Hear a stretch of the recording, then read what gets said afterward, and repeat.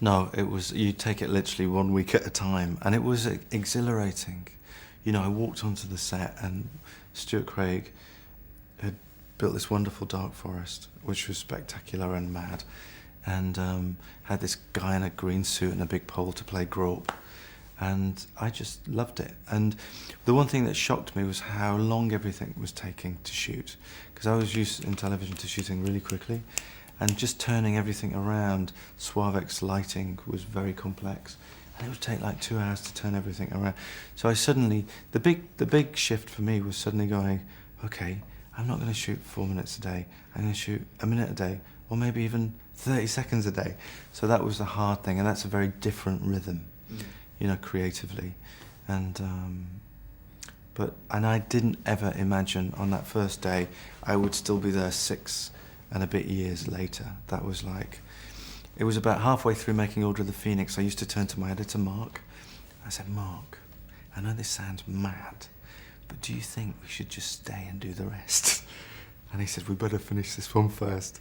And unfortunately, after the first one, they said, look, would you like to stay? And I said, yeah, I'd love to.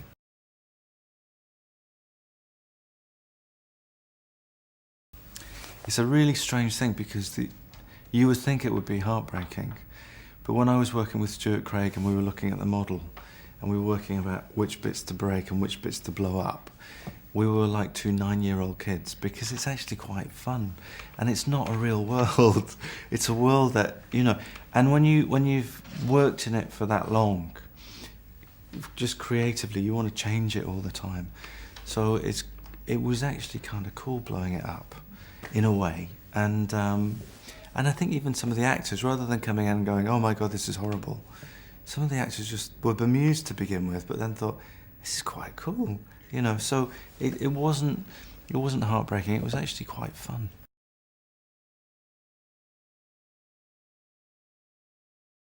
Yeah, it's lots of action, lots of spectacle, and we had to go out with a big bang, basically, and it needed to be big. And I always wanted the screen to feel twice as wide as we could possibly make it. And the 3D, I think, the 3D's really enhanced that experience. I've done a 3D that's very deep, that creates added depth, or enhances the depth that we already have.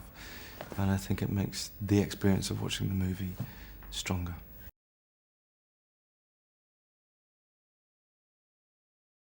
I think for the industry, it'll be sort of perceived as a golden time in terms of jobs and opportunities and experience. The great thing about these films is it's given some people the opportunity to have an apprenticeship within a film industry. You know, the BBC used to train people coming through, and unfortunately that doesn't exist anymore.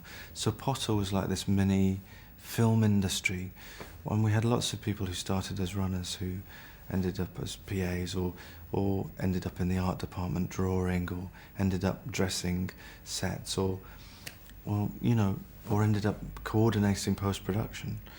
And that's probably, it's a great shame to see that go. And the ambition really is to maybe replace it with something of equal scale, which might not have the same popular reach, because I don't think it will ever make anything that is as globally as popular. I think it's sort of a once-in-a-lifetime thing. Joe Rowling's books are loved around the world. These films have followed, and fans have followed them with great faith. And I think, you know, I think they'll stay around for quite a bit. You know, they'll be there with those other iconographic bits of film history. You know, Dirty Harry with his magnum gun, and Jaws leaping out of the water, and the Wicked Witch of the East from, you know, and Harry will be there with his glasses and his wand, and it'll be part of that iconography, you know, I think.